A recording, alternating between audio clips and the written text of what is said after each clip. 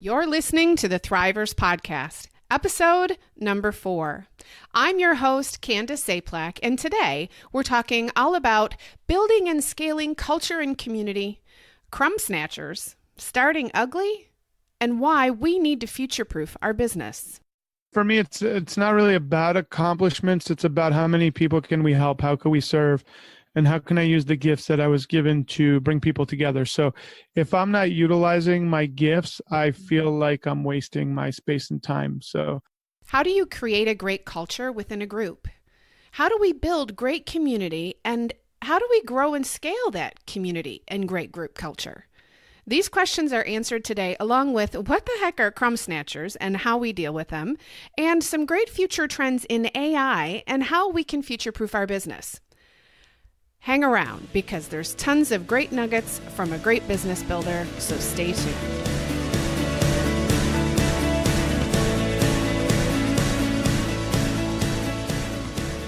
More and more people are choosing to have a positive impact on the world by doing their own thing. Entrepreneurship is on the rise, and yet the reality is most entrepreneurs still feel overworked, overwhelmed, confused, underpaid, and sadly, unfulfilled. The problem is we're focusing too much on all the outer stuff, and we don't spend near enough time talking about the inner game of entrepreneurship and success. You are an entrepreneurial change agent, and you can increase your impact and your income by tuning into you and daring to find your best way. You deserve to be successful, and you deserve to fully thrive. Welcome to Thrivers. Happy Monday, everybody.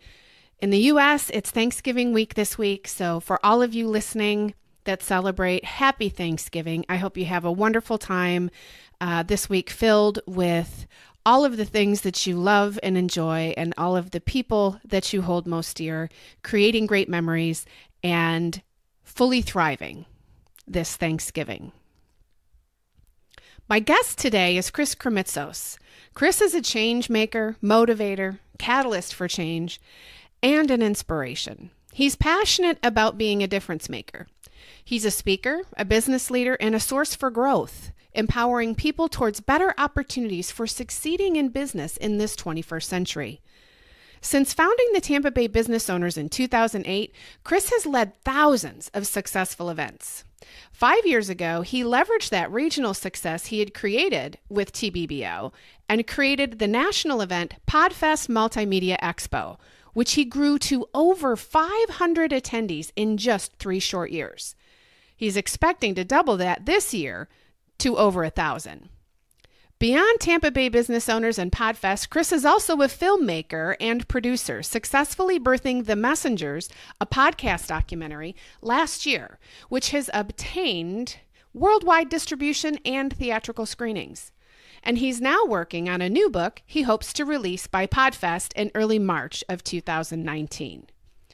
As you'll find out for yourself in today's episode, Chris is a passionate guy with a unique skill set programmed to stay out in front of rapid change.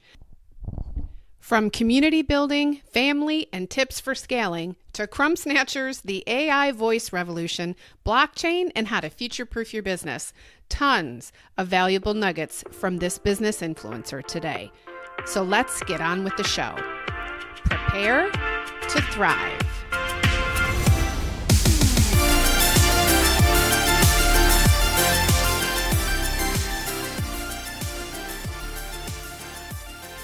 Welcome to the show, Chris. I am so happy to have you here today. It's interesting. You might not know about this, but I knew about Tampa Bay Business Owners through some mutual acquaintances in the business community. But the first time I actually met you was at your Podfest Multimedia Expo in 2017. And I believe that was your second or third one. At the time, I had no idea, like literally no clue about what podcasting really even was. And I definitely didn't have an idea about adding it to my business. But I'm a self-professed professional personal development junkie, so there was a post that came across through Facebook about this podcasting conference, Podfest. And it was from a friend of mine who I trust. So I was like, okay, well, let me see what the heck is this all about, right? Let me look at it. So I did, and I just had this feeling, you got to go, Candy, you just got to go. Well, I did, and the conference was amazing. The people were so cool, so welcoming. I love the culture that you've created at Podfest and in the Podfest community. And to be honest, I don't think that I would have this Thrivers show if it wasn't for attending Podfest and meeting all of those wonderful people. So many people from the community have helped me along the way. And to have, you and Katie to kind of observe and see and model things after was really great. So you're making a difference for a lot of people, and I'm really happy to have you on the show. I'm excited to be on your show, Candice. This is pretty awesome. Yeah, it is awesome. Cool. So when I was thinking about this and I did some research and I'm looking around, I'm like, gosh, there's so many things I want to talk to Chris about. How do I narrow it down? And I happened upon your website, chriskrimitsos.com, and I was reading through the testimonials. And I was like, this is amazing. Okay, I must not be crazy, because everything that resonated so strongly with me about you and my experience with you and observing you is the same thing that everybody else on your testimonials page highlighted. So if you'll indulge me, I was thinking what we could do is go through some of these testimonials, and I'd like you to expand on some things, and we'll just see what kind of juicy value we can bring out for our listeners. You game? I'm game. All right, awesome. The first one that stands out, he's authentic. You can see the passion he has. You can tell Chris is truly devoted to being a force for change. I have observed this very strongly with you, and I'll tell you, self-awareness and authenticity are two things that are huge for me with the Thrivers message. What's your story there? Like, have you always just been one of those really genuine, authentic people, or is it kind of part of your evolution or your journey? Did things happen to kind of shift you in that direction? Were you always that way? I've always been in business. So I used to sell stuff at school like candy when I was 13. And one thing I realized early on is if I ever sold someone something that I wasn't 100% confident about, I would lose sleep over it. So I made a decision early on to tell the truth. And when I don't tell the truth, because all of us lie at one, we stretch the truth, however you want to call it, I try and recorrect that. I remember when we held our first meeting for what became the Tampa Bay Business Owners, which was the largest, think of it as a chamber of commerce for local business owners in Tampa. We had over 300 members paying yearly dues, which is pretty amazing when it comes to local environment. But when we first had our first meeting, I remember we had 99 individuals. And when I used to promote that event, I used to say we had 100 individuals at that event, and then I would correct myself and say 99. The reason is, even though it's one, you could round up to 100, and I get that. When you start down that slippery slope, eventually you'll be saying you had 200 people at your first meeting. And I chose to make my living in community building. And the people that I'm lumped in with are promoters. And I would say at least 90% of promoters lie. They lie about their numbers. They lie about all kinds of stuff. So I really don't, I want to be as truthful as I can be, tell the truth about kind of what I do, because it's not even for the other person, it's for me. You're really lying to yourself. So if you lie to yourself, you don't really have any reality to base off of what you're doing. So I just have made it a habit from an early age to be authentic and tell the truth, because it doesn't do me any good to blow smoke up someone's butt, because it's really doing a harm to me and what I'm trying to accomplish. I love that, because I see a lot of people going in the opposite direction. And it's just the social media and everything. Actually, it's not even social media. It's just people love to lie or stretch the truth. And there's a concept called the scale of truth. And the scale of truth says that there's two ends of truth. There's the one end, which is, let's just call it as pure white as you can get. That is like, if I tell you that, it's factual. And then there's the other end, which is really, really dark, and it's basically a lie. But from the truth to the complete lie, there's a spectrum. And where do you want to be on that spectrum? Do you want to be in the dark gray, which means you're a marketer that's using a grain of truth to sell something? Or do you want to be in the lighter side? And in Google SEO, search engine optimization, they actually have a term called white hat, black hat. So white hat is people that do everything by the book. Black hat is people that basically are always trying to scam their way to the top. The challenge with black hat is they always get found out and they have to start from scratch. But many black hat people will just they're in this perpetual loop, not learning their lesson. White hat tends to be people that just follow by the book. Over time, they will win. But in the short term, it always looks like the black hat person is winning. And then there's gray, shades of gray. I would not say I'm in the white area for sure, because that's like someone that is like an angel on earth, like Mother Teresa or Gandhi or something. I would say I'm in the like lighter gray area, because there's times, we all like will stretch the truth. It's to make ourselves feel better or whatever it is, or look better to other people. But I definitely know one thing: I don't want to be in any of the dark gray / black area. I don't even want to be near it. So I'm on the other end of the spectrum. So on the scale of truth, if you were to look at it, I always like being near the white part. I really don't like being part of the dark side. It's just something that makes me uncomfortable as a human being. So it's a personal thing that I discovered early on in business. That's awesome. That's awesome. And you can tell when you interact with you and when you see you in the community and how successful you've been at community building. I believe a huge piece of that is because it's so based in truth and it is authentic, and people can tell. People can get success in a lot of different ways, like you said, black hat strategies, but they'll crash and burn eventually. And yeah, so that's not the best for sustainability. And I love that you say it comes from you, like it's inside you.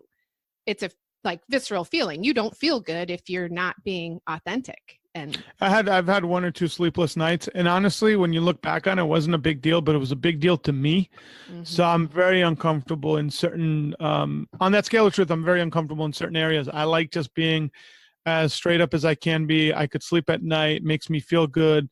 And it's just kind of the decision I made actually a long time ago, kind of where I want to be in business. And I've been told by other people, you're too truthful, you tell people too much. And I think I get that. For some people that might be seen as a weakness, but for me, it's my strength and it's my core and it's what I'm about. So at the end of the day, you have to decide what you stand for, what it is that you want in your life. I'm not saying that here's what I'm not a big preacher type person. I'm not saying what I chose is right for other people. I'm just saying it was right for me.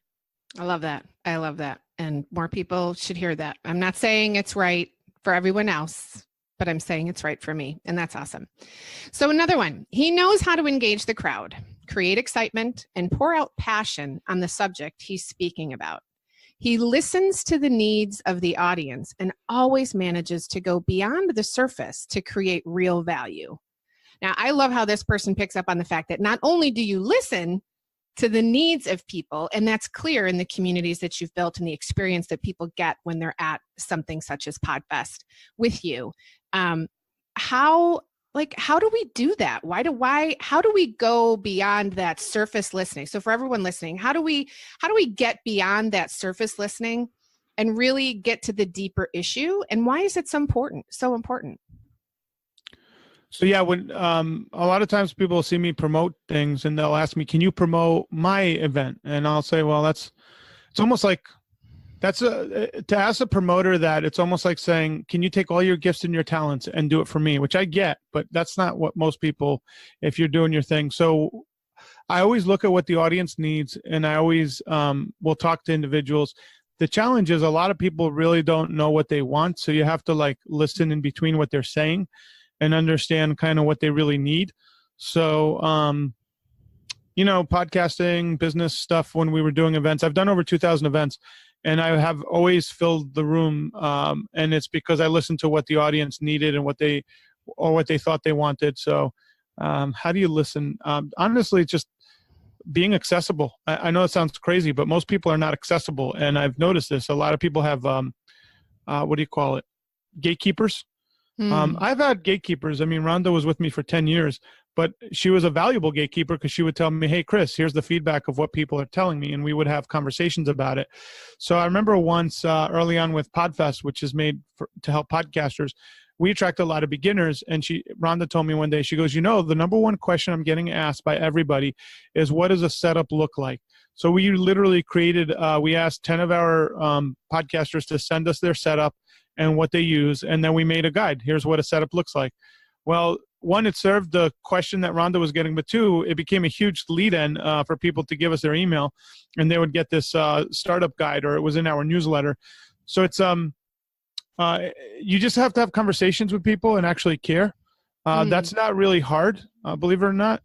But the challenge is people don't have the skill I've built up is I've featured a lot of speakers, so I also kind of know who knows what they're talking about. I'll go look at people that are presenters. I'll help them with their presentations. And we actually created a speaker placement committee, and that's where people would give a 20-minute presentation, and we would screen through it and give them a thumbs up. Or you could guess what we would give if we didn't give a thumbs up, right, Candice? Yes. What do you think we would give? No, never thumbs down. Sideways? Always a Palm up? sideways thumb, which is not just yet. Never thumbs down. Thumbs up or sideways, which means not just yet. And then we had an open feedback loop, and we'd give them the feedback of how they could get to where they need to be. And people would come back 2-3 times. And before you know it, we would create amazing presenters one after another. That's why Podfest is known for the quality of its content over pretty much a lot of other conferences. And it's because we always give feedback to the presenters, the presentations. I kind of know what my audience is looking for. Like, I've been to a couple conferences this year, and many times the content is what I would call 20,000 feet view, which is great. Here's my success, and we followed these fundamental principles. But if you're coming out to a conference like Podfest, you need to know, like, if you're a beginner, you need to know, like, how do I plug in my microphone, what microphone, and how do I literally get onto iTunes? And that's a very literal, we have a startup workshop. But if you're already podcasting, you're going to have questions like, how do I monetize? Well, this year we're going to have 5 different tracks on monetization. So we're taking what we used to do in one track and breaking it down to 5. So there's the CPM model. There's the how to structure sponsorships across all of my platforms, including my podcast, my website, and all that. There's, I'm in a niche and I don't follow the same rules as other podcasts. How do I charge for the value I bring, and what's the premium, and how do I find those people? So that's like me listening to the audience, understanding, like, okay, there's no one size fits all in this monetization question. So we will be the one place where you're going to see more. And then we have 2 breakouts that's going to talk about how to build a network. Like, some people have a really great idea, and then that idea should be split up amongst 4 or 5 different podcasts within the same subject matter. So someone might be listening and saying, like, what do you mean, Chris? Like, we have one gentleman, Glenn the Geek, who has the Horse Radio Network. He has 18 different shows about horses. My wife has meditation for women. That's like that, you could have meditation for pregnancy, meditation for, anxiety, but it's all for women. So, like, if you really listen to your audience, you could start by creating presentations, and then you also need to get feedback. So, okay, I get that people give us reviews, right?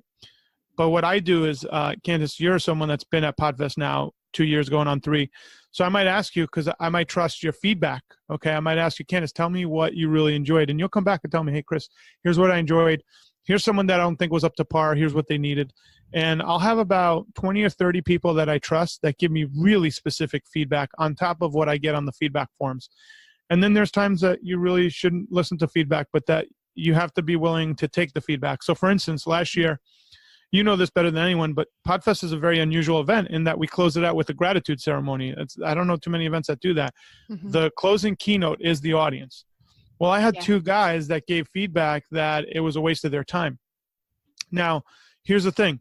They're probably engineer types, and I understand for an engineer type, emotional fluff is not something of value, but we're not going to do away with the gratitude ceremony. That would be idiotic on my part, because it's where the community actually tells you what they're grateful for. And there are people, and it was interesting, that was 2 guys that gave the feedback, that are emotionally stunted, or for whatever reason, they cannot accept to them, it's like too mushy. So all I'll do next year is say, look, if this is not your bag, come back in 30, 40 minutes. We'll have our, then we start the roast. We'll be doing the roast of John Lee Dumas this year. We just signed that on. It's going to be huge. So we're going to have a roast. Yes. Really? Awesome. Yeah. Ooh, so I'm we'll have excited. it's going to be amazing. We'll have a roast, but in the meantime, at least I could tell people that are the engineer types, hey guys, if you're, an engineer mindset, or you're looking to get some value and you're looking for tactical stuff, this is probably not the session. This is where people will say what they're grateful for. It's going to go on for 30, 40 minutes. And the majority of people love it. But I know that there's a subset of people that don't. And it's because I read those feedback forms. But now and that comes to what the comment said, I'm really good at emceeing the thing. By listening, I have that voice in my head and I know how to address that, if that makes sense. Right. Wow. There's quite a few things. If I could sum it all up, one thing that struck me in the beginning, you said, be accessible, have conversations, and actually care. I think that's the biggest piece. Actually caring. I see a lot of people at other conferences, you don't even see the organizers. They're not in tune or in touch with the people that they're actually trying to serve through the event. And you can tell with the way you approach community, just from my perspective, and I know it's echoed from a ton of other people, that's what sets you apart, is that you actually care. And it's not about profit's great, right? It's a business, we want to make money, we want to grow, and Podfest has grown year after year after year. You're about helping everybody else make money, and you're making money too. So that's great. I'm totally not against profit.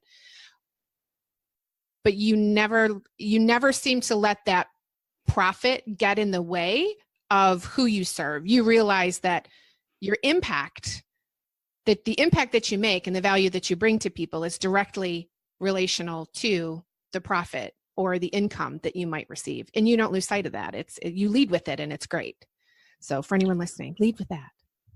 Well, and listen, anyone doing events, because I have a podcast called the Conference Cash Flow Podcast where I teach events.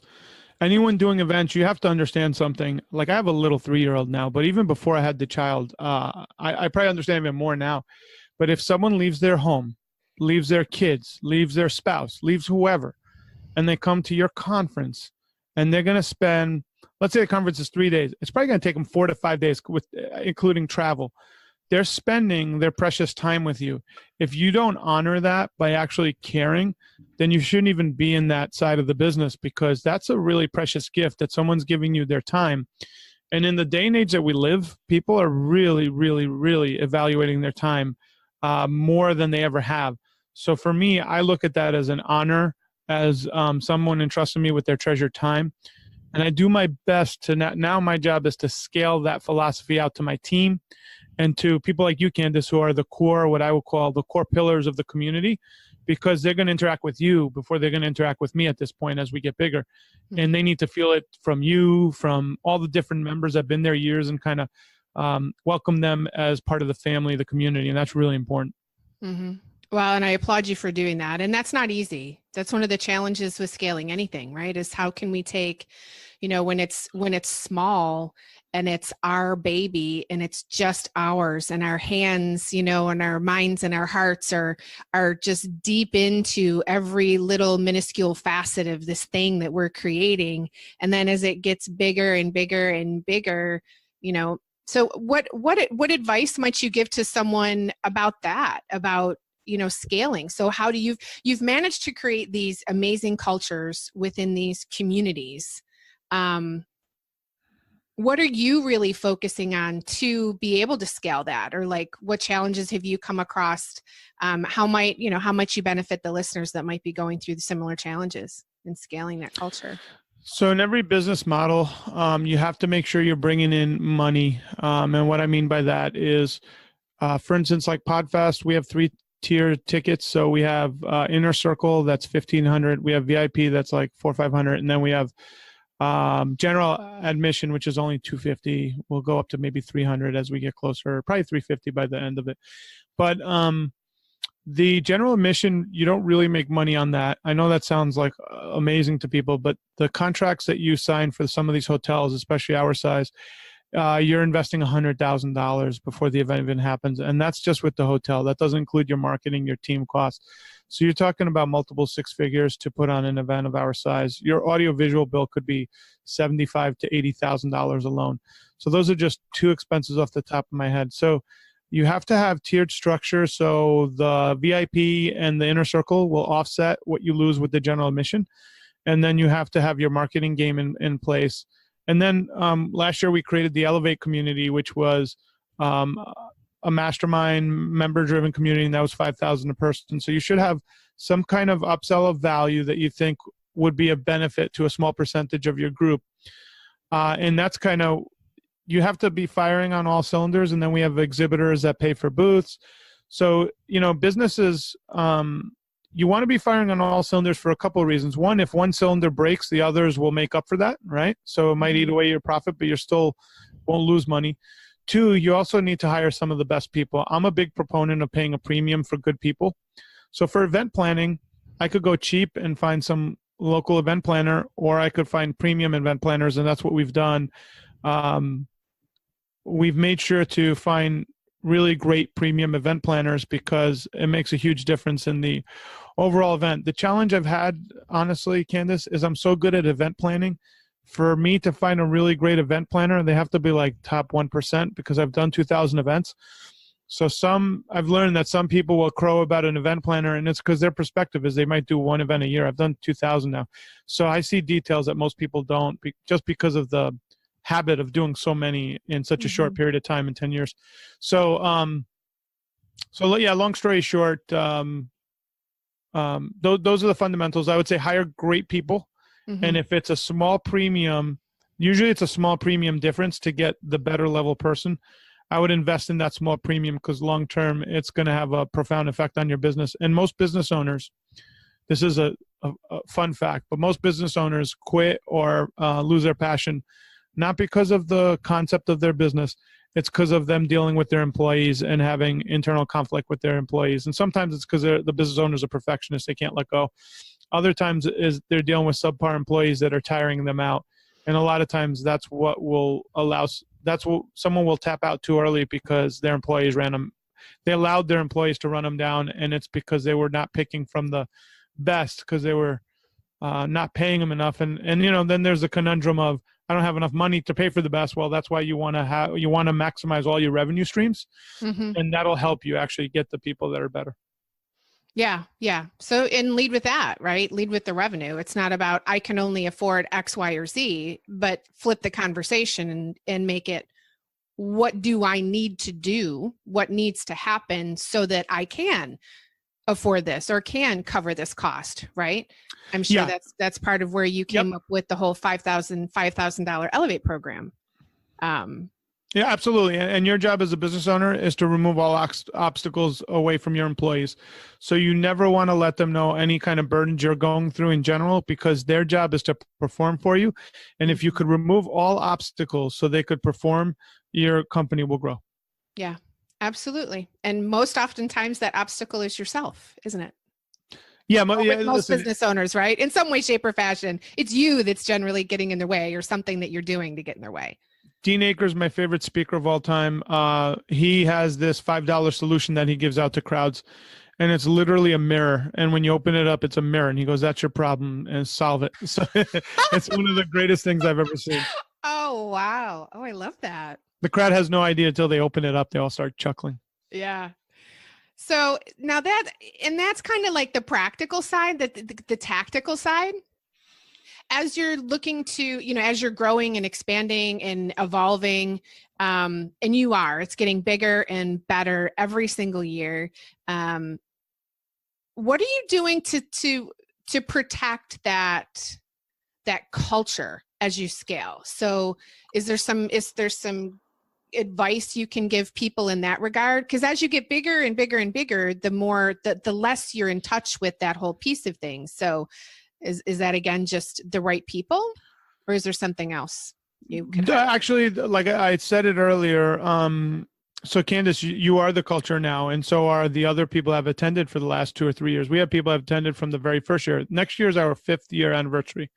So we've been going on for some time for a conference of this kind. So you have to make sure that the individuals that have attended in the past carry the torch forward, because you have to imbue that culture and communicate it with people. So one of the things I tell individuals, and I'll tell you this, Candice, when you attend Podfest, if you see someone that is not behaving by our code of conduct, and what I mean by that is they're trying to sell someone or they're passing business cards, and usually you don't see that, but if you do see that, you have my permission to say, hey, this is not the right place to do that, and what are you here to get? And ask them what are they really looking to get, and then explaining to them how Podfest works and how they could get the most out of it.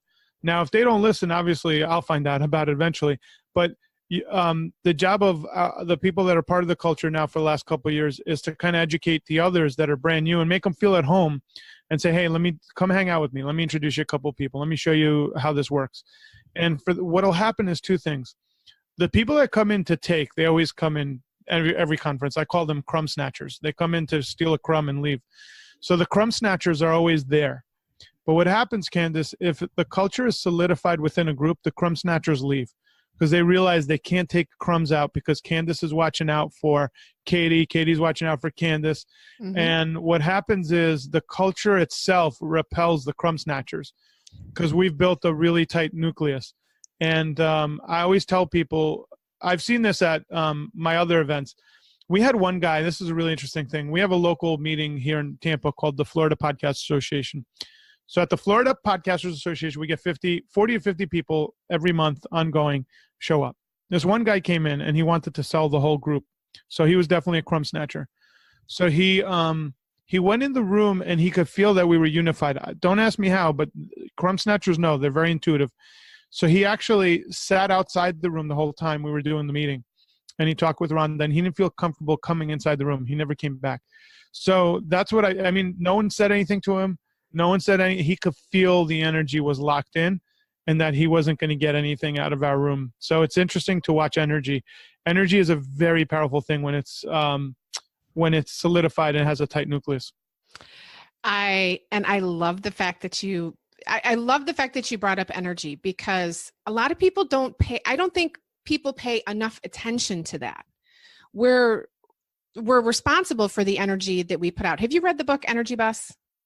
No, but I mean, I'm big on energy. With all these live events, I could tell you when I'm up in front of a room, I could spot people out of the room just from the energy that's coming off of them. And I'm not someone that reads this stuff, but like just doing it, I don't know why, but I've been in rooms with 100 people. And once a month we'd have our main event. And I could tell you 5 people where they were sitting, what they were doing, because the energy that was coming off of them was literally lighting up the room. And I'm not your typical like energy person, but I could just tell you just from a human being looking at a room, there's almost always 5 or 6 people at light. And then there's also energy suckers. But I almost never focus on them. I'll always focus on the 5 bright lights, and then you feed off that energy and you do your performance. It's pretty powerful. Mm-hmm. Absolutely. Wow. And don't sell yourself short there, Chris, because, I can, you might not look like, some Reiki master or something wandering around, but, energy and you know how to manage it. And, as does your wife. And it's clear at the events and with interaction, because like you said, I mean, and I love the crumb snatchers. That's so cool. Crumb snatchers. Yeah. That was a term a past girlfriend would use for people. I love that term. And I will always use it. She's like, don't worry about the crumb snatchers. I'm like, what? The moment she said it, I was like, I love that. I'm waiting I want to see like the little video with the little animated thing. It's a little crumb snatcher. It popped up in my head when you said it. I think that's funny, but it's true. They can tell, at least the smart ones. I'm sure he got a pit in his stomach and was like, ooh, I don't want to go in there. Like danger. Yeah, he was trying to sell his services. There's a bright light.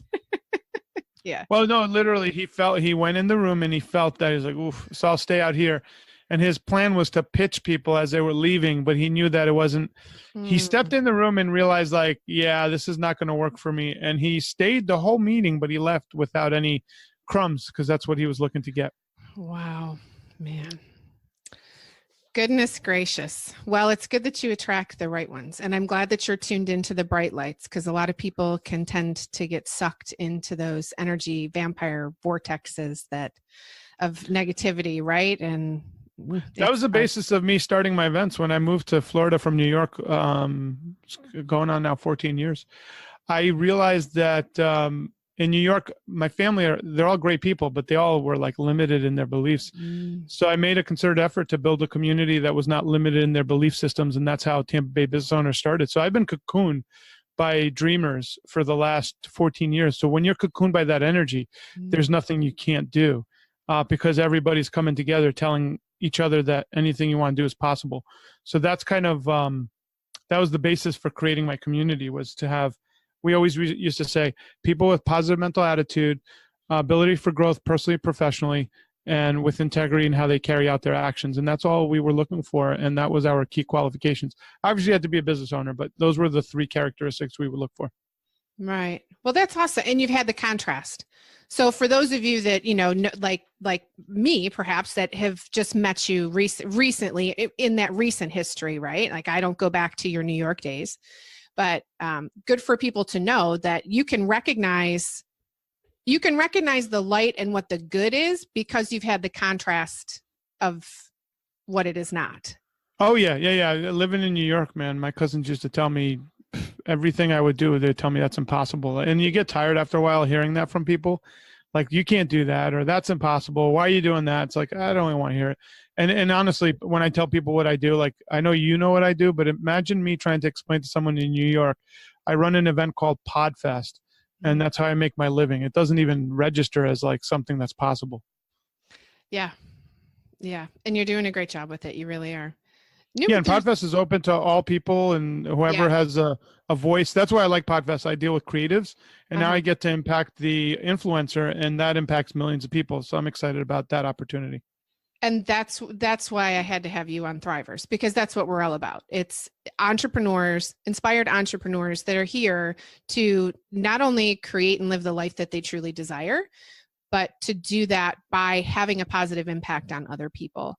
And there's many people at Podfest that aren't podcasters, myself included. I mean, I went for 2 years before I had a live podcast. It's only now in my 3rd year that I'll have a live podcast. But there's opportunities. And I'm excited for you. I think that's what Podfest is all about. When you're ready, we're here for you. And I'm so excited that you're doing this. Yeah. I'm happy too. I'm glad it finally happened. all things in time, right? So there's numerous references to passion and excitement and energy, and you've mentioned it. And you just said, how do I imagine me trying to explain to somebody what I do? I think the listeners have a general idea, and of course, they can go to your website and have other resources. But if you had to say what your core passion is, what would you say that is? Well, I'm a passionate human being, and like I think many people at the end of the day, you want to help other human beings in some way, shape, or form. So I've been able to channel that. My core thing is building communities and bringing people together. So I'm good at facilitating an environment that creates change in the individual. So Podfest is a facilitated environment that helps create influencers utilizing podcasting and multimedia. We also have YouTube now, but so that's what I'm good. I'm good at facilitating an environment that helps create change very quickly, or it helps people accomplish what they're looking to accomplish. So that's kind of my specialty: community building and bringing people together and connecting individuals. Mm-hmm. I'm passionate about that, but I'm a passionate person, so I'm passionate about animals and all kinds of stuff. So I do I have a lot of hobbies. Yes. And family. Well, family is like, forget it. Yeah, that's prereq. My little daughter, if you look at my Facebook, you'll see more pictures of my family than anyone, Yes. So with the unique skill set programmed to stay out in front of rapid change, this is actually from your bio, and I agree with that wholeheartedly. That's part of your zone of genius. What do we do as entrepreneurial thrivers?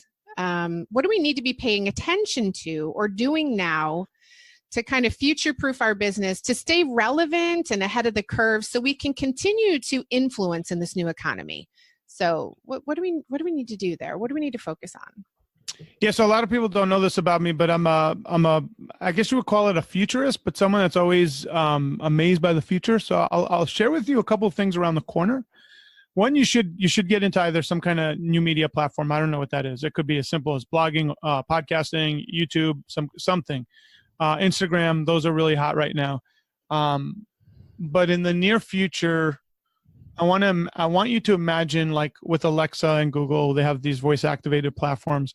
But imagine listening to your favorite podcaster, and then at the end you want to ask them a question.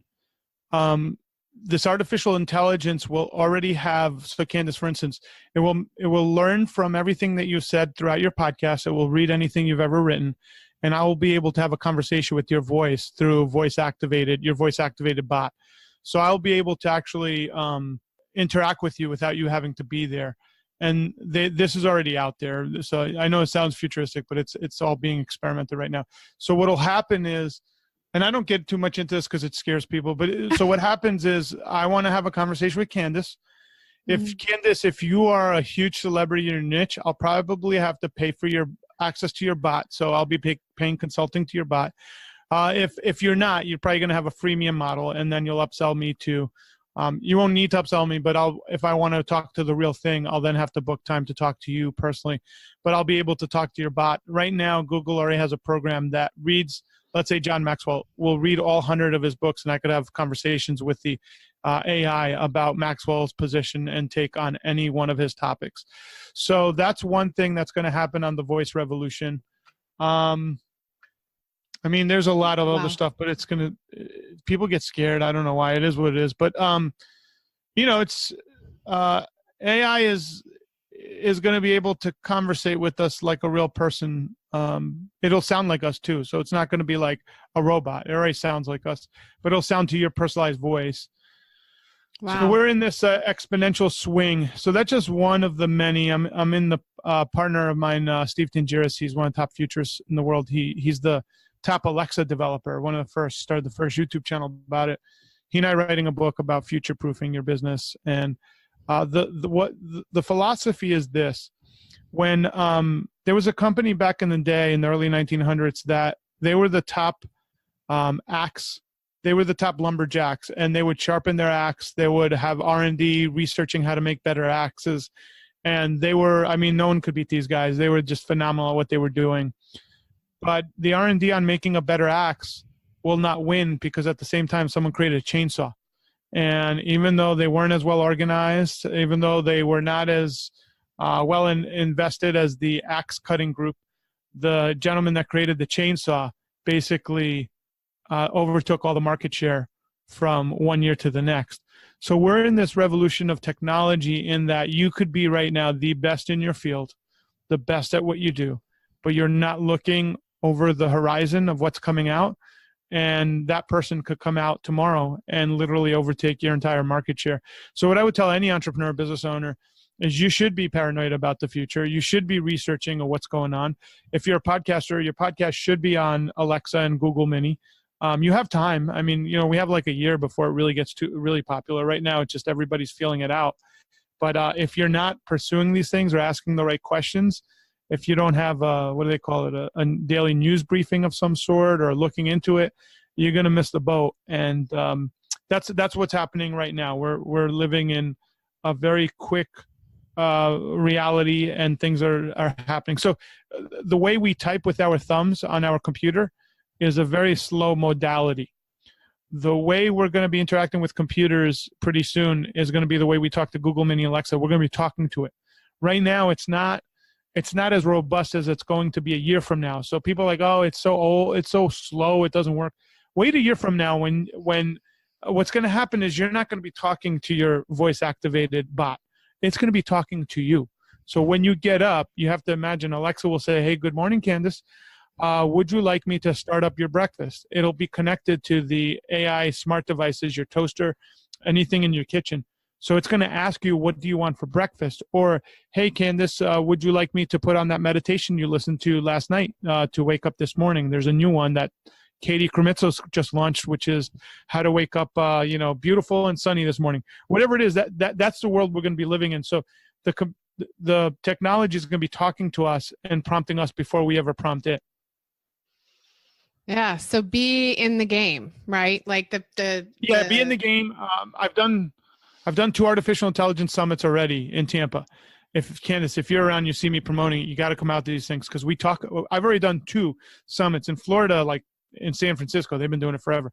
But in Florida, we're like the only game in town where we teach this stuff. And the only reason I teach it is I want to learn it. So literally, we only get like 30, 40 people, because everybody else doesn't understand how important. Like, here's what I'll tell you. I think people understand that the labor is going to be gone. Like, we know about driverless cars. You may not know about this, but drones are painting ships. So drones are doing labor now. Drones could paint ships. They have drones that can, let's say you're a building manager. They have drones that could survey a building and tell you that a window is broken. And then this will be in a few years now. They haven't competed. So they could survey the building, but in a few years, they're going to have the drone then talk to the window factory, order your window, go pick up the window, and then put the window in. So you never have to do there's no contractor needed for that. The drones will do that themselves. So that's what they're all working towards. So labor is out. Okay. The other equation that a lot of my financial planner friends don't see, but and anyone that's in a broker type business, all fee-based businesses will be replaced as quickly as the labor-based businesses. So right after we replace labor, fee-based businesses are right behind it, if not in some instances before it. So such as financial planning is what you're referring to. There's not going to be like financial planning, merchant account services. Like if you ever look at a merchant account, they take like 20 different cuts from 20 different places. With artificial intelligence, they're gonna flatten that to like 1 cut of 1/4%. So banking is gonna get hurt. It's all gonna get. I don't know if it's gonna get hurt. It's gonna transition. Let's put it that way. It's all transitioning. Well, it's transitioning. It's evolving. It's shifting. Better for the consumer too, overall. And I know some people are like, well, there's no jobs. The jobs will be in tech. There will be more jobs, so they'll replace what's there. So you just want to be on top of this. So for a business owner, if you're able to learn the blockchain and if you're able to learn what's going on with that stuff, there's a lot of opportunities, and you might be the next billionaire because you figured out the opportunities in this really disjointed place right now where people are trying to figure out what the next step is. Yeah, it's a messy place right now. Which is good. That's where all the opportunity is. Once it's not messy, the money's made. Exactly. You got to be willing to, in business and with anything, right? You have to be willing to take some risks and do some things that aren't exactly assured of a proper result. You got to be willing to embrace the messiness, because that's where the beauty comes from. My doctor is one of the top doctors in the area. He's a direct patient care guy. So what it means is he's outside of the realm of traditional. He's a real doctor, but what I'm saying is we pay him monthly and it's a flat fee, and he takes care of my family. And then we have insurance that we had a lot of issues with when Sedona was little. She gets sick a lot. And unfortunately our healthcare changed and it just was really bad. So we're trying to find a better solution. So my doctor was the first to create a direct patient care. This guy texted me last week and he's like, who do you know about blockchain? I mean, those are the guys that are going to win. He's already looking at healthcare blockchains. I mean, think about that. So like he's already researching it. So, and I know he doesn't know anything, but he's asking me, who do I know? So that's where you want to be at. Like, who do you know? What do you know? Go put a contract up on a blockchain, see what happens. Yeah. For $100, learn firsthand, Yeah. Be curious. Try something new. Yes. Dabble. That's what we see in the book. Dabble. And then when you find what you're looking for, dive. Once you dabble, you find what you're looking for, do a deep dive. And that's what Podfest was for me. I was doing Tampa Bay Business Owners, happy as cool as a cucumber. And all of a sudden I said, let's create a podcasting workshop. We did 2 of them in that year, 75 people in Sarasota, 75 people in Tampa. I said, next year, let's create a conference. 100 people showed up. Let's do it again. Another 111 or something, or 181 actually, that was the number. And then we're like, let's take it to Orlando. And then it doubled, from Orlando. Then we went this past year, Wyndham, it doubled again. And now we're looking at close to 1,000 attendees. But it was a dabble that I was playing around with that turned into something bigger as it gained momentum. And the key phrase there, I think, too, is playing around with, like approaching it as play. It should be fun. It should be joyful. I mean, not everything. I'm sure there's been challenges and problems and issues. But it was fun. Podfest was like my siesta from the 100 and something or 200 events we were doing a year with Tampa Bay Business Owners, Podfest was like this oasis of like, let's just see what happens. And, we've been around, officially we say 5 years coming up, but technically 6 years if you count those 2 workshops we did. So we've been doing this before, like our peers at Podcast Movement who do a great job, but we've been doing it before. The only challenge is we did it locally, and I think that's why our culture is so tight knit. The culture grew and people kept coming back. Like we have people I've been at all 5 years. When you'll see them next year, they have the 5-year tag. I mean, you'll be 3 years, Candice. So we have people that just keep coming back, and that's what you want in a business is retention. If you could retain, you're doing the right thing because people are coming back for more. If retention is not showing up, then you have a problem, and you need to pay attention to why that's not happening. Yeah. Different approach. I mean, local out, but when you consider it, what's it going to look like 3 to 5 years from now? You'll likely still have all of the core folks that have been there with that are sustaining that great culture that you've created and have that history, that historical component that can remember when it was small and what it was like and kind of keep all that stuff going for you while word is spread and, it's reaching a broader audience and going out from there. And let's face it, Orlando's a destination place. There's a reason why people have conferences here. Right. And people told us what they wanted. So we organically listened to the audience and allowed it to grow. So people wanted to grow and we listened to them. And by listening to them, that's why we moved it to Orlando, because they told us that. Yeah. That's awesome. You've been very responsive. Well, I can say it's been, it's been really cool to see your journey and evolution over the last couple of years with just what I'm privy to. And you've accomplished so much. I mean, in a dual entrepreneurial household, you mentioned it. And for those people who don't know that are listening, your wife, Katie Krimitsos, she's the founder of Biz Women Rock. And she also has the Meditation for Women podcast and network. So dual business owners, and you have a 3-year-old and another little one on the way very soon. Congratulations. It's so exciting. Thank you. I mean, wow, you have accomplished so much, both of you. And that's a feat because I know I've been in the same place. But even with all these accomplishments, I still get a strong sense that there's more in the mix for Mr. Chris Krimitsos right now. Yeah, for me, it's not really about accomplishments. It's about how many people can we help? How can we serve? And how can I use the gifts that I was given to bring people together? So if I'm not utilizing my gifts, I feel like I'm wasting my space and time. So my parents come from Greece. So there's something to be said. When you go to Greece, people live in that village and they're happy and they're contributing to the world by just being happy individuals living in a really amazing little town. So for whatever reason, I was born in America, of the achiever-orientated mindset. And for me to feel like I'm fulfilling my purpose, it's bringing people together, helping them communicate. And kind of that's what I'm here to do. So as long as I'm doing that, I'm fulfilling my purpose. I'm very happy to be alive and be around and then be a father and a husband to my beautiful family. Yeah.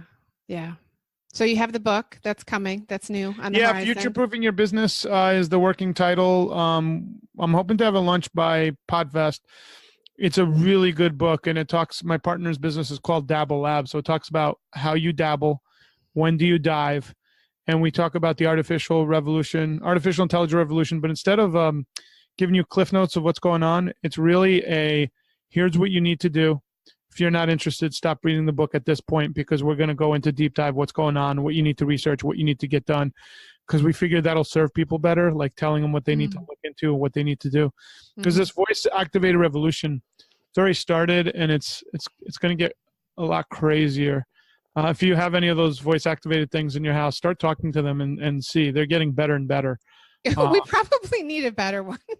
I don't know. We got one for free when I ordered something from Best Buy. What do you have, online. Alexa or Google? No, it's a Google. My husband likes to ask it really silly questions, and it keeps saying, "I'm sorry, I'm not able to help with that yet." So wait 6 months to a year, it will have answers for all that. Because what's happening is all those questions are getting cataloged and answers are being formulated. So even though they're dumb questions, like I know what you mean, he's playing around with the things. Yes, how he could stump it. That's part of his fun. there's going to come a day when the device asks him a stupid question to mess with him. So just, Oh, I can't wait for that. I don't know when that's going to happen, but like these things are going to be interacting with us and having a feel for our personalities. So with quantum computing, that's right around the corner. And, hopefully with that comes all the medical advances to help our loved ones overcome a lot of the stuff that, comes with aging and just health. Yeah. Wow. Amazing stuff. You kind of already answered this question, but it's something that I've been asking everybody. There's two questions actually. And we've given people so much to digest and dive into and think about, which is awesome. But what does being successful and fully thriving mean to you? For me, success is not a monetary thing. So I'll give you a really quick example. People will say so-and-so has a net worth. I don't think anyone is worth any amount of money. So I think that's a misnomer in our culture. I say it all the time too, but I correct myself because no one's worth an amount of money. We're all equal as far as invaluable. So monetarily, let's just say for me, it's just having enough money to take care of my family, have a nice house. I'm one of the few people I care less about cars or belongings. So I'm happy with kind of what I have as far as that. Probably where I'm going into and that the phase I'm going into success is being able to go to the restaurant, any restaurant, and pick up the bill for all my friends. Like I like that. That's a Greek thing. You pick up the bill for everybody, not have to think about it, not worry about someone not having money if you want to go eat. So take everybody out to dinner. Following my passion, having a future that I'm living into that I'm excited about, which I'm doing with Podfest, and being a great father to my daughters, pretty soon daughters, and not pushing them into anything. So I have a theory that the people that get really messed up by their parents aren't the ones with the messed up parents. Like the messed up parents, you're either going to get messed up or you're going to rebel against it, right? So it's a 50-50.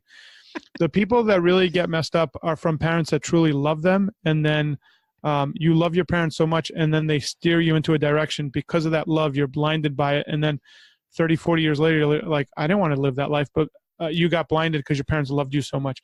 I think they get more messed up. That's why we have such a large middle classes.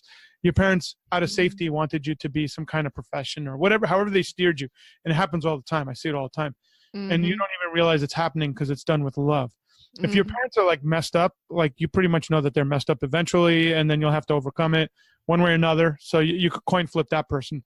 But the people that really get sidetracked are the ones that out of love follow what their parents tell them because their parents love them and they're good people. And that's who gets ultimately really hurt for their personal growth. So anyways, the reason why I say that, I want to be a loving father, but with no strings attached. I want my daughter to be whoever she wants to be. And I want to be proud. I'll be proud of her, whatever she chooses. So that's really important to me. A friend of mine would talk about, and then being a loving husband and doing all three of those. Unfortunately, you don't do them all great at once. It's all a work in progress. And yes. Sometimes you drop the ball in one area, you pick up the ball in another, but that's kind of the, and what I need to work on is just my health. I've been doing these long walks and just getting more healthier. Those are kind of the things that, I think are success to me. That's awesome. Well, and I think you're doing a great job from what I see. So just saying, for what it's worth. I'm doing like everybody else, Candice. We all do the best we can, and we try and do it better. Absolutely. And finally, if you had just one thing that you could share with people to help them be more successful or to help them more fully thrive. So say this is the last time you have a chance to make a positive impact on somebody. What would you tell them to have that positive impact? It's just two words, start ugly. And I think all too often we don't start ugly. We wait for perfection. And by that time, you've lost that time. And I mean this with the biggest business. Like, for instance, I'll hit a certain point in my business career where I'm comfortable and I'm afraid to start ugly again. And usually that's where, when you're not willing to start ugly, is where you're stunted. So if you're not willing to start ugly, don't try. Because no matter what you're going to do, it's going to be ugly. It's only going to get better. Now, ugly doesn't mean put crap up against the wall. Yeah. It means you're already well thought out, put it out there, But just understand, in your brain, no matter what you're going to put, it's going to be ugly anyway. So you might as well put it out there and then perfect it as you go along. It's the time you're not going to get back. So I'd rather someone start ugly rather than wait for perfection, because it never comes. Absolutely. You're right. And I am a recovering perfectionist. So I think a lot of us are. A lot of us are. tends to go kind of hand in hand with high achieving business people, I think, right? Because the way we've done it in the past is by, forcing our way through and making sure everything's perfect. And excellence is a wonderful thing. And you have to get started.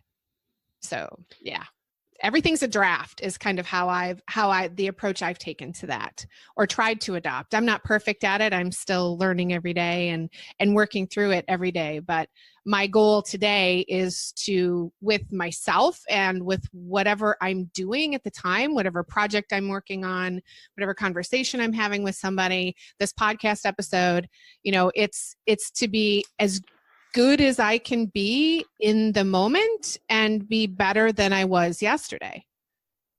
And that's all that matters. Exactly. To just keep improving and keep getting better. You can always add polish on it later, but get it started.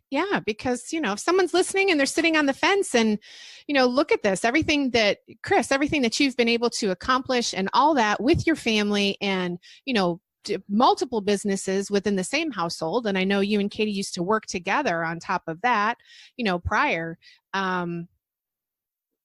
You got to just do it. You got to get it done. And if you would have delayed or gotten sidetracked by not allowing things to be ugly in the start of it all, how much would we all have missed of you? Would the messengers ever have gotten created?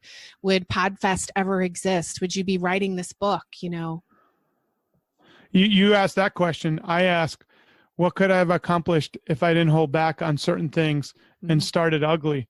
So that's what I'm saying. If you always have that in mind, there was a lot I left on the table that I could have done had I been willing to start ugly, and I would have grown even more so in my own experience. So it pertains to everybody. Absolutely. Absolutely. Well, thank you so much for being here with me today. And there'll be how can people get in touch with you? If they want to reach out and they want to learn more, where should they go? What should they do? Go to chriskrimitsos.com, and I'm up on Instagram and Facebook. And if you can't spell my name, Google it will respell it. Krimitsos is Krimitsos. So those are the best places. And looking forward to hearing from anyone. Send me a DM. Would love to hear from people. Awesome. And I know you can find the Podfest community right on Facebook. Podfest. Our group is Podfest Multimedia Expo Community, which is a mouthful. But podfestexpo.com is our website for this year. Awesome. Well, and reach out in the Thrivers community. Let us know what you thought. If you've got your own ideas and impressions about what we talked about today, we'd love to hear it. So, well, until we meet again, Chris, it's been a pleasure. Candice. Thank you. See you in Orlando. All right. Take care. Bye. Bye.